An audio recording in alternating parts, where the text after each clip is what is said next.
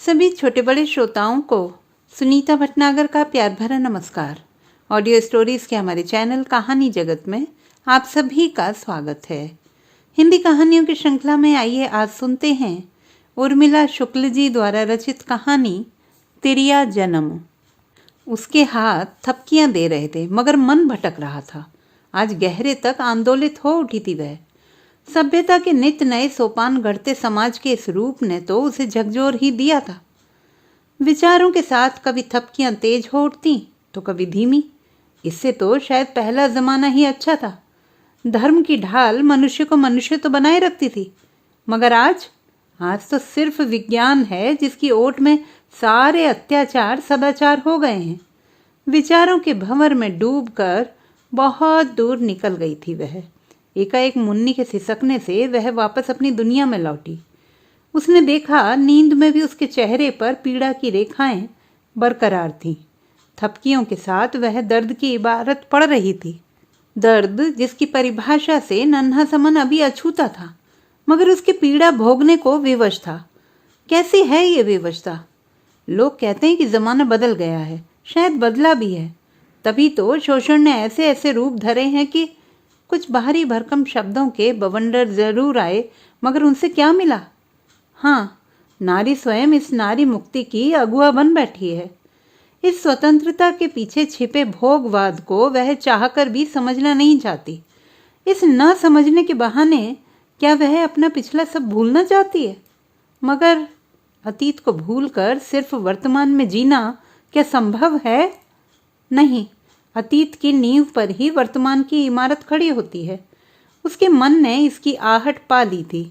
शायद इसीलिए ऐसी मुक्ति की चाह ने उसे कभी नहीं घेरा था और समाज की सारी व्यवस्थाओं को चुपचाप स्वीकार कर लिया था। उसने बांट दिया था अपने आप को अनेक अनेक टुकड़ों में। मम्मी, पापा और सुधीर सबके हिस्से थे उसके भीतर। नहीं था तो अपना कोई हिस्सा। उसने कभी सोचा भी तो नहीं कि इन सारे टुकड़ों से परे भी कुछ है, अपना निज भी होता है। उसने जाना ही न था। फिर भी मगर आज वह महसूस कर रही है कि अपना निजत्व कितना कितना जरूरी होता है। वह देख रही थी अपने भीतर अपने टुकड़ों को। अनेक टुकड़े थे उसके। कोई एक टुकड़ा बेटी था तो कोई एक बहन। एक टुकड़े में वह शायद पत्नी थी। शायद इस शब्द का प्रयोग ही सार्थक है। फिर भी कोई इंसान एक साथ इतने टुकड़ों में कैसे बटा, यह जानने की फुर्सत किसे थी?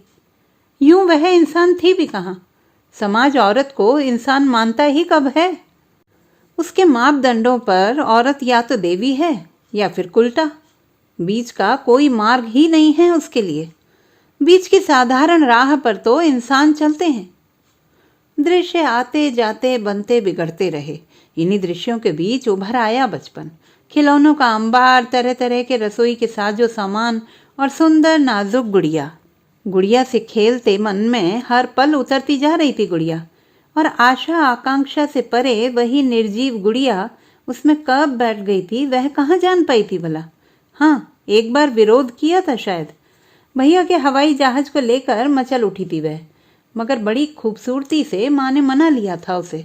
और फिर उसकी नज़र में गुड़िया हवाई जहाज से ज़्यादा खूबसूरत हो उठी थी। सीमाएं ऐसे ही बनती हैं और उसके भीतर बैठी गुड़िया ने अपने को बांध लिया था उन सीमाओं में। बांट दिया था अपने आप को और फिर विभाजन का एक लंबा सिलसिला बन गया था उसका जीवन। पहला विभाजन मम्मी पापा के बीच। मम्मी की चाहत, घरेलू लड़की, सर्वगुण संपन्न, जो आगे चलकर दोनों कुल को रोशन बनाए, और पापा उसे कुशल वकील बनाना चाहते थे। बुद्धि कौशल में पारंगत और परस्पर विरोधी धाराओं में डोल रही थी वह। जिधर लहर तेज होती वह उधर ही बह जाती। विपरीत धारा के चपेड़े छीलते रहे उसे। फिर भी पापा की इच्छा उसने पूरी की। आज वह LLB डिग्रीधारी है। साथ ही मम्मी की कसौटी पर भी कसा अपने को। सिलाई, कढ़ाई, कुकिंग, फिर भी कुछ था जो रह ही गया था। पूरी कोशिश के बाद भी कुछ था जो उसमें समा नहीं पाया था। क्या वह भी कहाँ जान पाई थी? और जब जाना, लहरें और तेज हो उठी थी और उनमें डोलती वह लड़ रही थी अपने आप से। एक विकराल लहर आई और अपने साथ ले गई पीछे, बहुत पीछे। उसके भीतर सुधीर का जो हिस्सा था उसके लिए शायद पर्याप्त नहीं था। वह उसे पत्नी के रूप में चाहिए थी फिल्मी नायिका जो परेशानियों में भी मुस्कान परोसती रहे, और उसकी ये अपेक्षा नई भी तो न थी। सदियों पुराने धर्म ग्रंथों ने भी तो यही व्यवस्था की थी। भोजन से लेकर शैया तक की भूमिका निर्धारित की गई है उसके लिए। मगर पुरुष, उसकी भी भूमिका तय है और वह अपनी भूमिका के प्रति सजग भी है।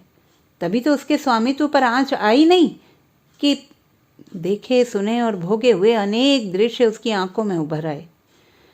ऐसा एक तरफा विधान, आंखों में मनु उतर आए थे, फिर चेहरे बदलने लगे। राम, कृष्ण, युधिष्ठिर, एक के बाद एक चेहरे आते रहे और अब वहां सुधीर का चेहरा था। मर्यादा, धर्म, न्याय और तथाकथित सभ्यता के सारे प्रतिनिधि मौजूद थे वहां। युगों का अंतराल था मगर स्थितियां बिल्कुल वही थी। हाँ, मुखौटे जरूर बदल गए थे। आंखों में उतर आई थी वही शाम। ममता और स्नेह से लबालब भरी थी वह शाम। इंतजार के वे बेकरार पल आंखों में मचल रहे थे। कितना सुखद था सब, बिल्कुल स्वप्न लोक सा। एक ऊष्मा मन की गहराइयों से उठी थी जिसे सुधीर तक पहुंचाने के लिए आकुल हो उठी थी वह। और फिर इंतजार खत्म हुआ। सुधीर के आते ही उसने अपनी सारी ऊष्मा सुधीर में रोक दी थी। क्षण भर को लगा कि अब दोनों धरातल पर हैं, मगर शाम में रात की कालिमा उतर आई थी। तुम डॉक्टर कुलकर्णी से और भी सारे चेकअप अप करा लो। अरे, ऐसे क्या देख रही हो? भाई, मैं चाहता हूं तुम सोनोग्राफी करवा लो। जब विज्ञान ने सुविधा दी है तब रिस्क क्यों लिया जाए? मैं लड़की का रिस्क नहीं लेना चाहता। कहते हुए चेहरा इतना सपाट था कि जैसे यह बात उससे नहीं किसी और से संबंध रखती हो। इन बातों का अर्थ ना समझे ऐसी मूर्ख तो वह थी नहीं। पहली बार समझ उसके भीतर तक उतरती चली गई। तथाकथित सभ्य समाज के इस रूप ने उसे भीतर तक आहत कर दिया था। इन बातों का अर्थ न समझे ऐसी मूर्ख तो वह थी नहीं। वह अनु जो आज तक व्यवस्था को मुस्कुराकर स्वीकारती आई थी, आज पल भर को कहीं और चली गई थी और उसके स्थान पर उग आई थी एक नई अनु, सब कुछ उलट पलट कर देने को आतुर। अब तक की दबी चिंगारियां आज लौ में बदलने को व्याकुल थी, मगर पुरानी अनु ने संभाल लिया था उसे। एक अजन्मे जीवन को समाप्त करने के लिए वह तैयार न थी, मगर विद्रोह के लिए जो आलंबन चाहिए वह कहाँ था उसके पास। कहने को तो सभी थे अपने, नितांत अपने, मगर वह अपना कल देख रही थी। एकाएक नितांत अकेली हो जाएगी वह, उसके अपने ही विरोधी हो जाएंगे, यह बात जानती थी वह। अकेले चहुं तरफा वार झेलने के लिए जो सब चाहिए वह कहाँ था उसमें। कोई बात नहीं, अनु विद्रोह नहीं करेगी मगर, और अपने विद्रोह को झूठ का जामा पहनाकर पहला कदम बढ़ा दिया था उसने। बाहर सब कुछ वैसा ही रहा, बिल्कुल शांत, पहले की तरह। आज पहली बार उसने अपने लिए दी गई व्यवस्था का विरोध किया था, शब्द रहित खामोश विरोध। अब सुधीर बेहद प्रसन्न थे और बेटे का पिता बनने का गर्व दिनों दिन बढ़ रहा था। अब वे एक अच्छे पति की भूमिका में थे, अपनी अमानत की सुरक्षा के प्रति सजग। मुन्नी के जन्म के 24 घंटे बाद सुधीर से साक्षात्कार हुआ था और उसने देखी थी सुधीर की तिरस्कार एवं घृणा से लबालब आंखें।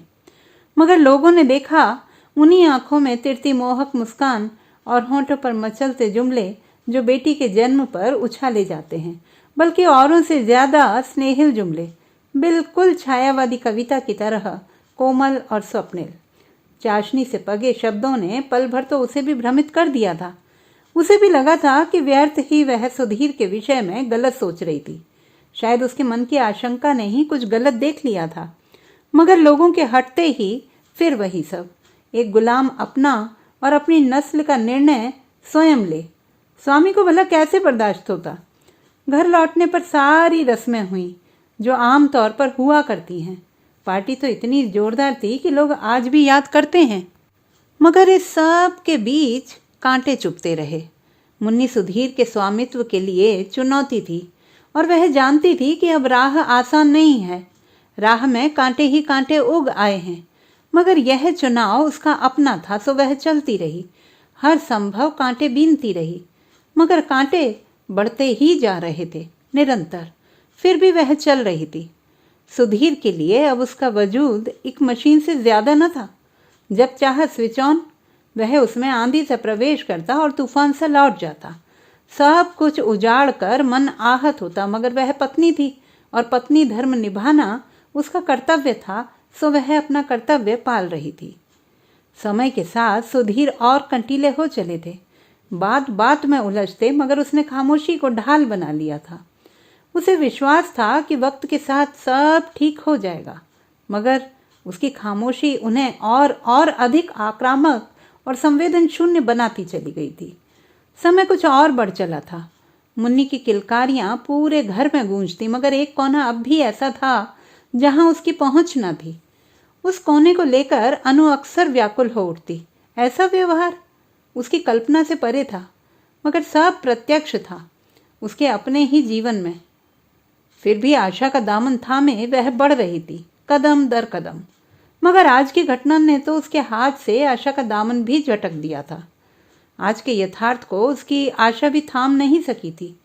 उसकी आशा धूल धूसरित हो गई थी आज, और चारों ओर था भयंकर झंझावात, और उसमें तिनके सी डोल रही थी वह। क्या करे? दूर दूर तक कोई अवलंब न था।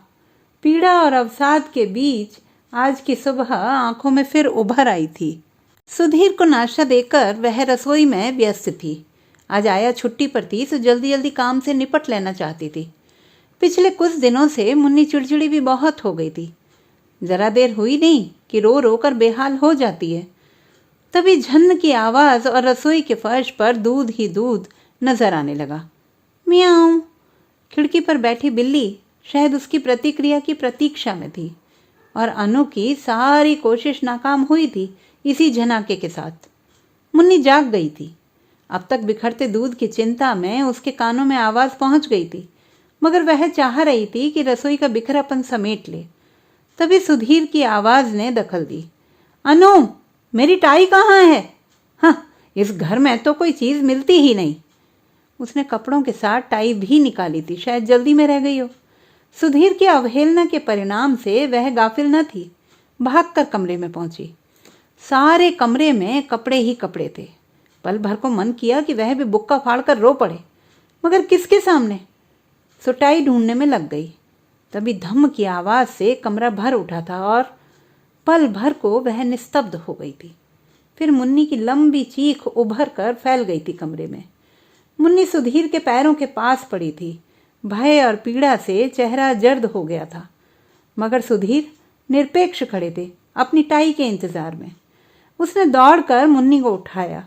उसकी सांस खींच आई थी, और इसी क्षण सुधीर से आंख मिलते ही अब तक संचित राख में दबी चिंगारियां भभक उठी थी, जिसकी लपट ने पल भर में सुधीर को घेरा जरूर था, मगर अहंकार ने उसे ठेल दिया था, और ब्रीफकेस उठाकर बढ़ चले थे वह गैरेज की ओर। और वह कठियाई सी देखती रह गई। कोई इंसान इतना पत्थर भी हो सकता है? उसने सोचा न था। फिर सुधीर तो पिता थे उसके, जन्मदाता।